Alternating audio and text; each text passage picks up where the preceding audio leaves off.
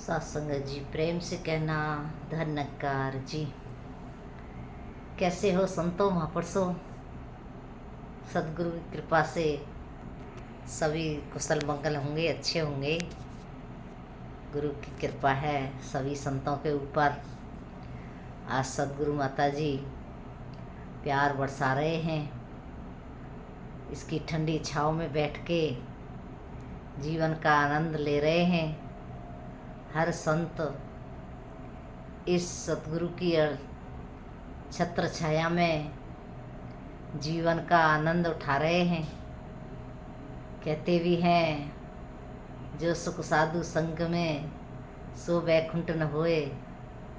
कहते हैं ना सत्संगत, जब कबीर जी के लिए बुलावा आया तो कह दिया कबीर जी ने, राम बुलावा भेजिया दिए कबीरा रोए।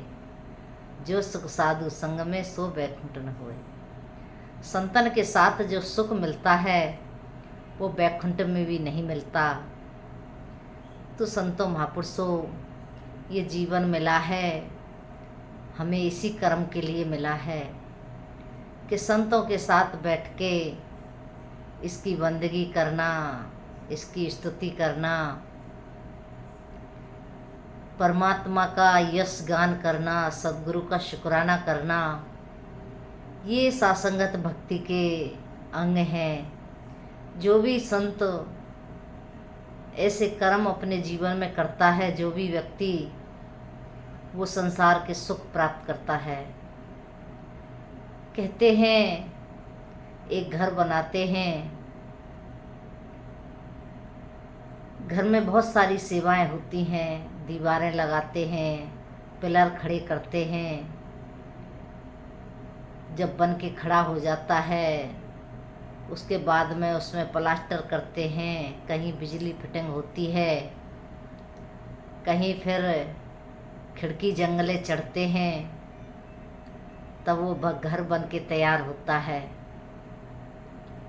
तो कहते हैं घर में जब पिलर लगाए जाते हैं तो चारों कोने पे लगाए जाते हैं।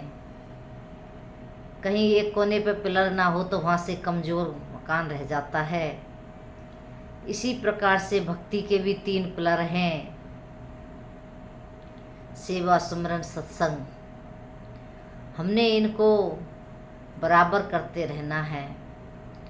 कहते हैं जब सत्संग में जाते हैं तो तीनों सेवाएं हो जाती हैं। पाँव से चल के संगत आना, कर से कर्म कमाना है, हरि जिब्या से हरि कीर्तन गाना, आँख से दर्शन पाना है।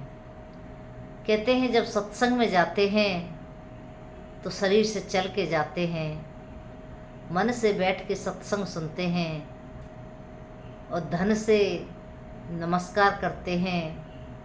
आँखों से इस प्रभु परमात्मा सद्गुरु के संतों के दर्शन करते हैं, तो वो सेवाएं हो जाती हैं।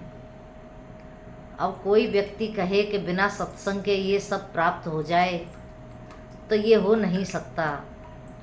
दुनिया के सुख तो प्राप्त हो जाएंगे, लेकिन भक्ति प्राप्त नहीं होगी। और भक्ति जब प्राप्त होती है तो फिर आत्मा को मुक्ति मिलती है।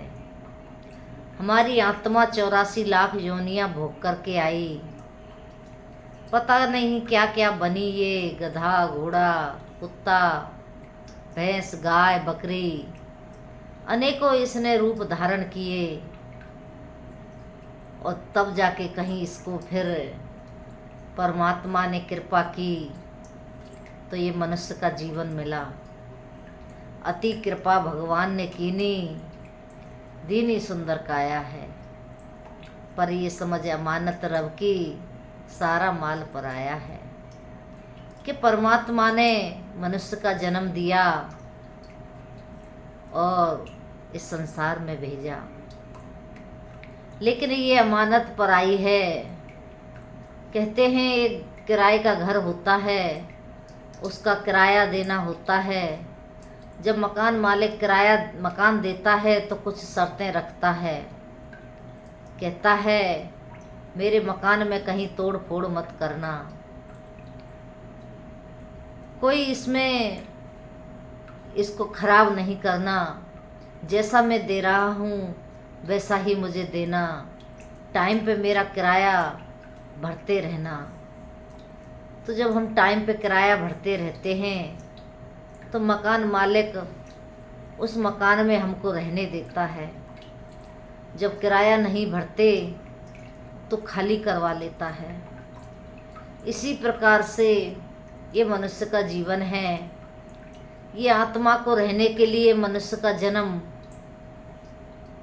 परमात्मा ने दिया। अब इसमें आत्मा रह रही है तो इसका किराया भी भरना है।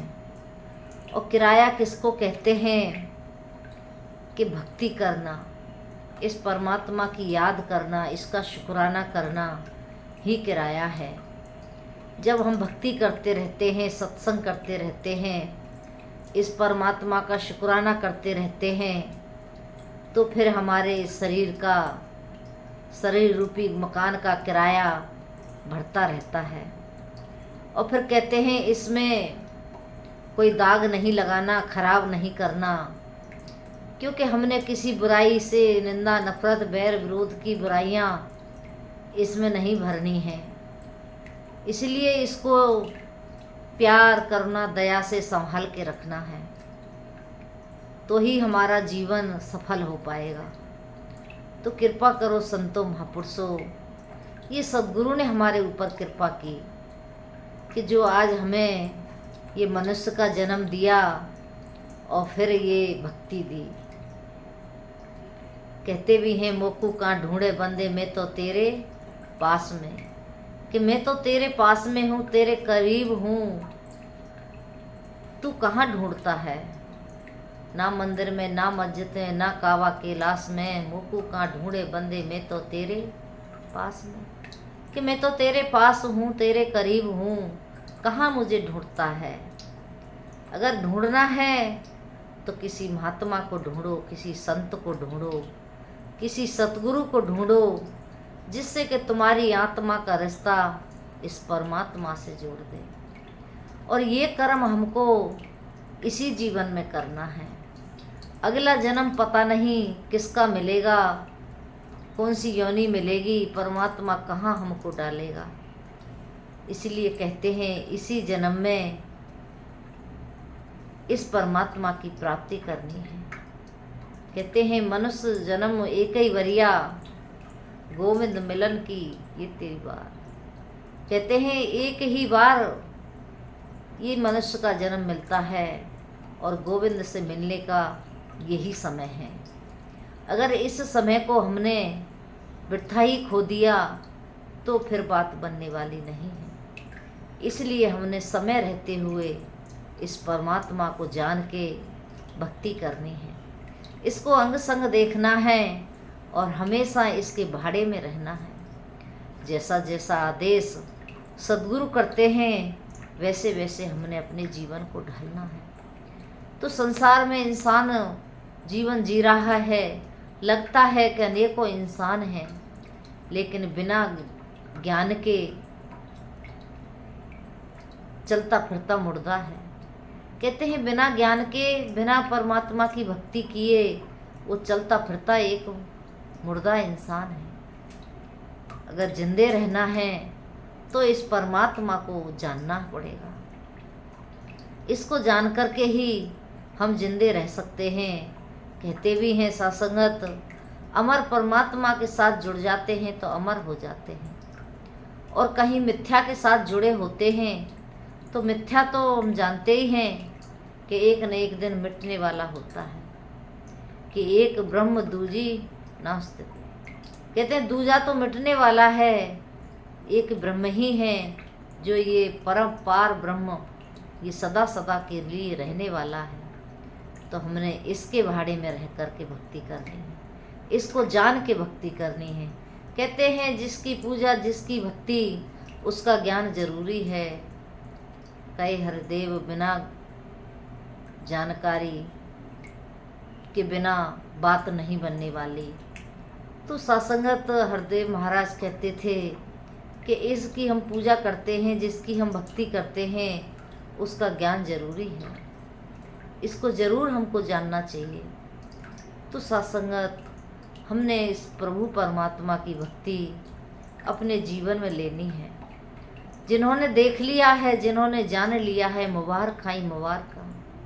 कहते मुबारक तुम्हारा जीवन है, मुबारक तुम्हारी श्वासें हैं, मुबारक ये मनुष्य का जन्म मिला, मुबारक जो तुमने इस ब्रह्म प्रभु परमात्मा को जान लिया। जिसने नहीं जाना है उसके लिए सासंगत कहते हैं कि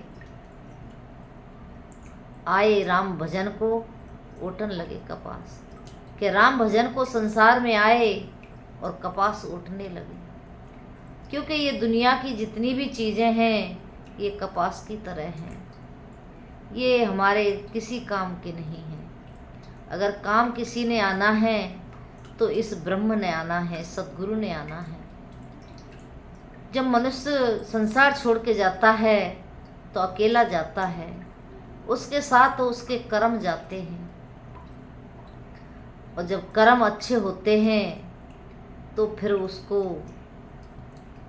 मोक्ष प्राप्त होता है, उसे स्वर्ग की प्राप्ति होती है।